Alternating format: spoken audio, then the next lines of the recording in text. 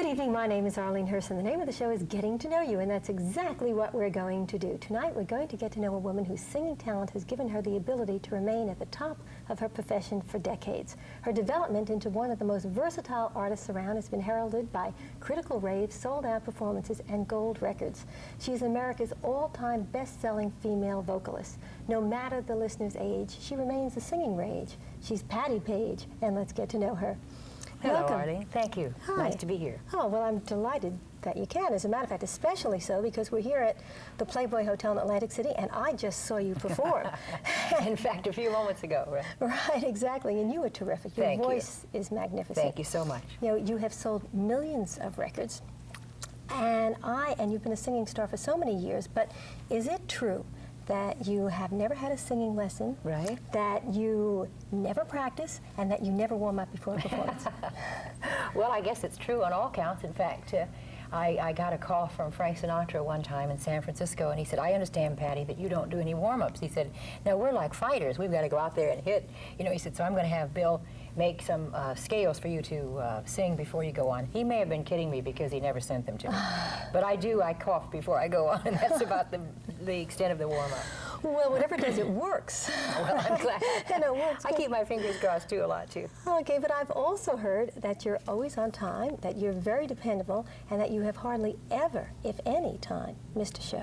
No, I haven't. I think that I can count the times on one hand that I have not been well enough to do a show. And that was when I really was sick. But during these 30-some years that I have been performing, that's pretty good. I guess I'm pretty dull, too, Arlene. No. Always on time, always at No, unusual, especially in this business, of show business. Well, so unusual. I remember a fan once wrote to Cosmopolitan magazine, I believe, and it was before Helen Gurley Brown took over, I think. But they wrote and asked her to do a story on me, or whoever the editor was, and she wrote back a very nice letter and said, "We love her, but she's not controversial enough." So I think that's probably sums up Patti Page. All right, but what happens on those days when you don't feel so great, when you have a sore throat, and you have to go out there and perform? How do you get yourself up for that? Well, when I have had a sore throat, that is the most frightening part. I have gone out there and had to really leave once in San Francisco at the Fairmont. And the people were very nice. They really were, because they knew I was trying and it wasn't something that they thought I was just pulling something over on them. But I really felt awful. Even when I've had felt, you know, bad, or something happened at home with my children or whatever, I think it helped when I walked on stage, because it's an outlet that I'm very grateful for. Okay, at the Fairmont, did you actually have to leave in the middle of a performance? Yes, I started it. They knew that they mentioned, and they announced in the beginning that I had a very bad throat. I still came out and said, "I'll do the show and I'll do as much as I can." And I did. I did about 5 or 6 songs, but the voice kept getting worse and worse and worse. Then I had to not do the second show, and I didn't get paid for it either. Oh, shucks. Well, that's an incentive for going on. Yes, it is. Okay, when did you decide that what you wanted to do was sing professionally? Actually, Arlene, I don't think I ever decided. The gentleman who heard me sing in Tulsa is still my manager and partner, Jack Rayo. And he is the one that really decided that I was going to be somebody. I don't think that when he first saw me, he didn't like the way I looked. He said I was too heavy. Haven't changed much. But he said, "Well, I'll call you." And later he did say, "Take something off the radio," because I was doing a radio show in Tulsa. And with that, I surprised him and sent him an air check. And when he heard the voice again, he heard what he had heard originally. So he talked my mom and dad into letting me leave, because I was 18. And I did leave. And he's the one that's been the one who strove to make me a success, really. Yeah. I really am very grateful. Okay, well, I heard that the first time he didn't see you, he heard you on the radio and decided this person should be a star. Well, that's what he said, and then when he did see me, he didn't, as I said before, he didn't like the way I looked, so he tried to get out of it. Well, I think you look pretty good. Thank you. Very good, as a matter of fact. All right, when you mentioned you were 18, you come from a very large family. Yes, I do. 11 sisters and brothers? There are 8 girls and 3 boys. Okay, you're the second youngest? Next to the youngest. And my little sister sang too, and she actually took over the radio show that I had in Tulsa after I left. But then she got married and had babies and then just gave it up completely. Okay, when she took over the radio show, it had to be under another name. I understand that's where you got the name Patti Page. Yes, I did. The show was called Meet Patti Page, sponsored by the Page Milk Company, which is a company that's big through the Southwest. And so the girl who was Patti Page before, I guess, took off to make a name for herself, and I took over the show. So when I did leave Tulsa, I asked them if I could take the name, and they said yes. Yes, okay, well, I don't see anybody who could have done better with the name than you have. You have made the name Patti Page famous throughout the whole world. In fact, well, my mother never did call me Patti. She always called me Honey anyway. But I've been Patti longer than I was Clara Ann Fowler, but I'm very proud of my name Fowler, too. Right. And I was very fortunate that last November I was inducted into the Hall of Fame in Oklahoma, so I was very proud of that. That's my home state. Okay, and had a boulevard named after you, which I want to talk about. Oh, yeah, right. Okay, Patti Page Boulevard in Oklahoma. In Claremore, right next to Will Rogers Avenue. Terrific, okay. Yeah. We're going to take a commercial break and then we'll be right back. Okay. We're speaking with Patti Page. We're at the Playboy Hotel in Atlantic City, and we'll be right back after these messages. We're back. We're here at Playboy Hotel and Casino in Atlantic City, and my special guest is Patti Page. You have become so famous, of course, now as Patti Page, but getting back again to Oklahoma, before all the boulevards were named after you, we mentioned that you have 11 brothers and sisters. You're the second youngest. You're the baby in the family. Right. But I heard that your father earned something like $50 a month to support the 11 of you? Well, all the 11 weren't at home at that time. There were 8 of us, the last 8. There were 7, and then my one sister is the only one that really went to college. But he finally got a job in Tulsa. He worked on the railroad all of his life. And he finally became a section foreman in Tulsa. And that's when he was making $50 a month. But that time, you know, $50 could go a long way. Yeah. And we had grew our own vegetables. We had a cow and chickens. And so, I mean, it was a marvelous time in my life. I don't remember being unhappy, because you aren't if you have never had a lot of luxuries. I really feel that if my kids had grown up that way, they might be a little more appreciative of what they have now. Okay, I've heard that before from a lot of people. You know, down on the farm, the values were different. I think so. You didn't really want as much. I know my children, they're very lovely, you know, nice kids, but sometimes they have never known what it feels like not to get what they want. And although they are appreciative, it's just, it's different, I think. Okay, you have a boy and a girl now, and you're a grandmother. Yes, I am. I'm very proud of that little girl. Oh, beautiful grandmother. Yes, she's just adorable. Sherry Lynn is 2.5 now, and they only live a few miles from me, so I get to see her every day when I'm home. Yeah, terrific. Okay, well, your growing up was entirely different, of course, because part of what I read about, too, was that you only wore shoes on Sunday. Now, is that true? Now, wait a minute. Now, wait a minute. We did have a Sunday pair of shoes. I think that's what they meant, and then I had a pair of shoes to wear to school. So there were times that I enjoy going barefoot even now. But I do think that's probably why I have so many shoes now, is that I buy a lot of shoes. I have a shoe fetish, and it must be because I didn't have any when I was little. So it's not true that you had to walk to school barefoot? No, I didn't walk to school barefoot, no. We had a pair of shoes. They had no soles on them, but they had a pair of shoes. When I read that, I thought, hey, wait a minute. Well, we were very poor. I mean, extremely poor, but rich in a lot of ways. All right. Well, actually, your career at that point was going to go in an entirely different direction. I understand that you're a very talented artist, and that your first job was really as a commercial artist with the radio station. Do you use your art today at all? I don't, unfortunately, Arlene. I have not painted for a few years, and I would like to get back into it, but I am a little apprehensive about it, because not going back into it, I don't know if I could do what I did then, and I don't feel as confident as I did then. In fact, someone told me, when I used to carry my supplies with me on the road, and I would paint between shows and so forth. And I met an artist in New York one time, and he said to me, "Isn't it relaxing when you paint?" And I said to myself, no, I don't relax when I paint. I must be doing it all wrong. I forget other things, but I don't relax. I'm just so intent on doing that one thing. That's exactly what he meant. As anybody who does a sport, you know, they're intent on that one sport, so they forget all about their troubles or whatever. They are not relaxed per se, but that's what they meant, and I thought I took it another way, so I just kind of put my paints down. Oh, what a shame. What did you do with all the paintings that you did on the road? Well, my mother had them until she passed away, and then I got them. So I have them at home. My daughter asked for one of them, so I gave her one. All right. And I have the others like packed away. Will you ever show them? Oh, I don't think I'm that good. When I've seen some of Tony Bennett's work, I think, oh, my goodness, I could never be that good. Yeah, as a matter There are of fact, a lot I of agree. artists. Okay, I interviewed Tony Bennett a short time ago, and we were fortunate enough to be in his apartment, and we did see some of his paintings, Beautiful which were work. just magnificent. He does great work. Gee, I'd love to see an original A lot Patti of Page painting. a lot of show people do paint. Yes, right. Right. Okay. Well, you've developed something obviously, you know, very special, but you have a very unique style. When you started, you were the first person to do overdubbing, which make it seem like several Patti Pages are singing at one time. I hear that when you started to do that, people didn't really encourage you to do that.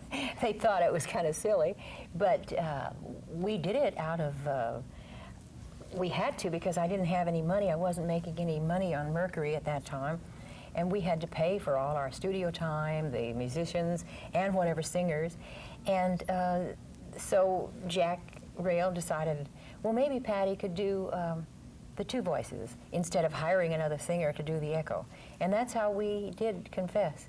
And Jimmy Hilliard, who at that time was the A&R man at Mercury, said, well, Jack, it's going to be a bomb or it'll be something. You know, the gimmick will make disc jockeys sit up and listen, which is exactly what they did. The song wasn't a big seller for me, but it did get my name in front of the disc jockeys, and from then on, whenever I came out with the record, they knew the name. Yeah, right. Okay, and we're going to take a break and talk more about what's happened in the life of Patti Page. All right. We're speaking with Patti Page. We're here at the Playboy Hotel and Casino in Atlantic City, and we'll be right back after these messages, so please stay right there. We're back with my very special guest, Patti Page. We're here at the Playboy Hotel in Atlantic City. We were talking during the break about the different kind of nightclubs that you've played in, and you've played in a lot of nightclubs, a lot of terrific ones, a lot of not so terrific ones. Joints, they call them.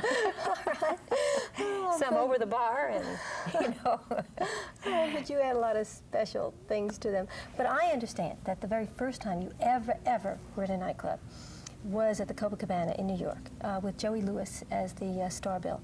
But That was the first big nightclub that I ever worked in. Okay, big nightclub. Big but time. I hear it wasn't a good experience, that you really didn't like it. Well, I was a little upset. We did 3 shows a night, too, and I was there 6 weeks. But I did 5 numbers in the beginning, and no one knew who I was. Even though I had a million seller with My Eyes Wide Open, I'm Dreaming, the people that came to the Copacabana did not come to see me. They really didn't. And so I'd do my 5 numbers and just start walking. I'd just walk right up the steps to the Hotel 14, and that was it. No encore, nothing. And then one night I fell on stage, and I cut my ankle, and the people started applauding like crazy. And I thought, oh no, I was in tears. I thought the only time they noticed me was when I fell and made a fool of myself. That was my experience with the Cobra. All right, but it turned out to be terrific, actually. I understand that during that time, people started becoming familiar with Tennessee Waltz and started requesting. That was the first time that I had heard anyone ask for anything from me, and they said, sing the waltz, and I really didn't know what they were talking about, because we recorded Tennessee Waltz and put it on the other side of a Christmas song, because the Christmas song was supposed to be the big record. And as it turned out, nobody ever heard the Christmas song. And when they asked for the waltz at the Copa, I didn't know what they were talking about. Obviously, Tennessee Waltz. Tennessee Waltz, that was it. Multi-million-dollar seller for you. And you still sang it again tonight. I still liked it just as much. Thank you. Okay, well, how do you feel about performing in nightclubs today? Sometimes you're in a beautiful place, like we are here at Playboy in Atlantic City, but sometimes you're in a nightclub that's not so terrific. I think the audience make any place, really. I have played, as I mentioned before, some really, well, they didn't have any lighting, you know, no dressing room, da-da-da-da-da. But the audience made everything seem perfect. They really did. Yeah, okay. So you like nightclubs now? Oh, I always have, really. Yeah. All right, you've also been in motion pictures. I've done 3. All right, Elma Gantry with Burt Lancaster. I thought you were terrific there, Thank Sister you. Rachel. You know, I still kind of remember that. I heard that you weren't so happy because that a lot of I read someplace that that you felt that a lot of your best parts were clipped out of that movie. Was that a fact? Well, I didn't have too many good parts, but I was there during the whole picture, and as it turned out, I was in the background most of the picture. But they had to take out what they felt was not supposed to be. But for 4 months' work, I thought that the part had been originally much bigger for me. But I think that it was unusual because I had never done a movie before. I was not used to sitting around as they do in movies. On television, we did the show and we were working all the time. But in movies, you're ready to start shooting at 7:30, after you've been in the makeup department since 6, and then you sit there, and they may never even take you during the day. That's what I had to get used to. It was a different medium for me. Yeah, true. Okay, and you did 2 other movies. You did Dondi, based on the comic strip, and also Boys Night Out. Boys Night Out. With Tony Randall, Kim Novak, and James Garner. Yes. And Patti Page. Big cast. All right. That was a fun movie. Right. That really was. Did you enjoy doing movies, and are you sorry that you didn't do more? Actually, I am a little sorry, but I don't think that anybody was knocking on my door for me to do many more. And I think that probably the agency this happens a lot of times. I've heard it many, many times from different performers, that when an agency is making so much money from you in one medium, they don't want to spend too much time selling you in another when you wouldn't be making that kind of money. So everybody was out to make the money. Yeah. So I was not pushed for the movies at all. Okay, you were doing very well on television. You had 2 of your own television shows, right. The Patti Page Show and the Big Record. Big Record, right. Was that a good experience? Did you like television? Oh, I loved it. It really was fun. And the first one we did live. So that was the year before tape started. And so the Big Record was done live, so any of our mistakes were still right out there in front of the public. Okay, any horrendous things happened while it was live? I don't think they were horrendous. They were just funny, with falling down, the card boys falling in the pit, and still having to sing the song without knowing any words. There was one incident with Edie Gourmet and myself when the curtain fell right in front of me, and I kept singing, and I crawled under the curtain still singing. And Edie and I were hysterical, but I still kept singing. Wow. Okay. So those are fun things to remember. The show must go on. Yeah, I don't know why. And we must take a break. Okay. Okay. We're here at the Playboy Hotel in Atlantic City, and we'll be right back after these messages. We're here with Patti Page, so please stay right there. We're back. We're here at Playboy Hotel in Atlantic City with my special guest, Patti Page. You have been so successful, okay? We've talked about you've been in motion pictures, you've appeared in nightclubs, you've been on the radio, you've had your own television show. None of it really compares with your success in records. You've had multi-millions of records sold. Tennessee Waltzes, we mentioned, The Doggie in the Window, Mockingbird Hill, Old Cape Cod. They're just to name a few. Okay, recently, not too long ago, you had a record kind of shooting up there on the charts called No Aces. Right. Is that still what you'd like to do? Is that still the best thing to have a hit record? I think that it is the foundation for all the things that happen afterward. If you have a hit record, there are many things that follow. And when I had all the big records of mine, people weren't making the money they're making today. I mean, they're making millions today when they have one hit record. And we, in the 50s, our taxes were in the 70, 80% bracket. Now they can't be over 50%. So I think a lot of things have changed. I think that's one of the reasons why a record is important. Not only a single, but a big album would be very important. And I still would like it. Yeah, right. And I still hope that, after all, it wasn't too long ago you had a record on the charts. It's not impossible to have a #1 record again. Nothing is impossible now, right? How do you feel about today's music? Oh, I think there's a lot of talent out there. I really do. I am not a fan of Boy George's or whatever his name is, but I'm a fan of most of the people who are recording today because I think they know their craft, and I think that I think they're talented, really. Okay. You travel a lot with your show, with your nightclub performing these days. Right. How much time do you spend on the road? I spend at least half of the year, Arlene. I'm never at home more than 2 or 3 weeks at a time. I go out and then I come back in, and I live down near San Diego, and my 2 children are there, and it's always nice to go home, but as I said before, I love to travel too, so it's a combination. It's a nice world. But is it lonely when you travel? Oh no, I'm never lonely. No, really. No, I enjoy being in the hotel. I think I go to work to rest. I'm always busy at home doing something. All right. How do you relax when you're home? Well, when I'm home, everything falls apart, you know. That's what it seems like. As you should know, owning a house and so forth, they wait until Mother comes home so that everything can be fixed. But when I do have any time, I like to play tennis and I like to play bridge if anybody will play. We have some friends there who do enjoy playing, but I don't get to do it as often as I would like. Okay, now you're single. You were married for many years. How do you adjust now to single life? I enjoy it. I really do. I don't know that I was meant to be single all my life, but I'm having a good time. You are. Is it possible for Patti Page to have what we would call a regular kind of social life? Oh, I think so, very definitely. Because I don't let myself be anybody but me when I'm off stage. I think I'm the same on as I am off. Yeah, and on stage, actually, you have such talent. With your talent, there's one thing that really surprises me. You were in Annie Get Your Gun in summer stock, but I am astounded that you've never done a Broadway show. Is that something that you would have wanted to do?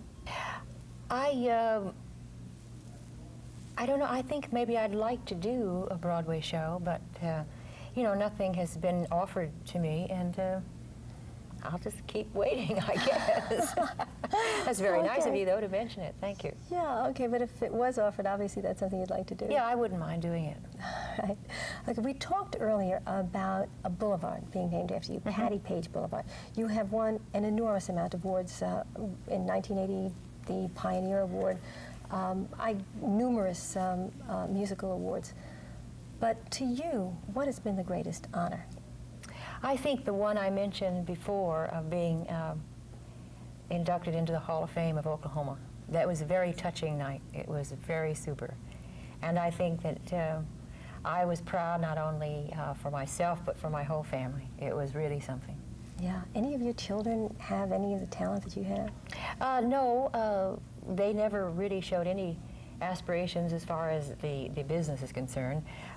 People think because you have children, they should follow in your footsteps, but both my children are adopted, so there's nothing in the genes that would have them sing or act. Okay, but being around you certainly is a terrific influence. They appreciate it. My son plays the drums. He likes to play the drums, and he's got good time. I'm very happy about that. And your daughter wrote music for a while, didn't she, way back? She used to when she was going to grade school. She and another friend, they used to get the little tape recorder and get the guitar. She played the guitar. And they would record all kinds of things. I enjoyed listening to it, but I don't think anybody else would. Okay. We mothers are very proud. Well, I enjoyed listening to you, and I certainly enjoyed having you on my show. Thank you, Arlene. Nice being here. Thank you for being here. This went much too fast for me. So for me, too. Thank you. Thank you. I hope that you have enjoyed getting to know Patti Page. I know that I certainly have, and that you join us again next week. Meantime, good night. It's been a pleasure getting to know you.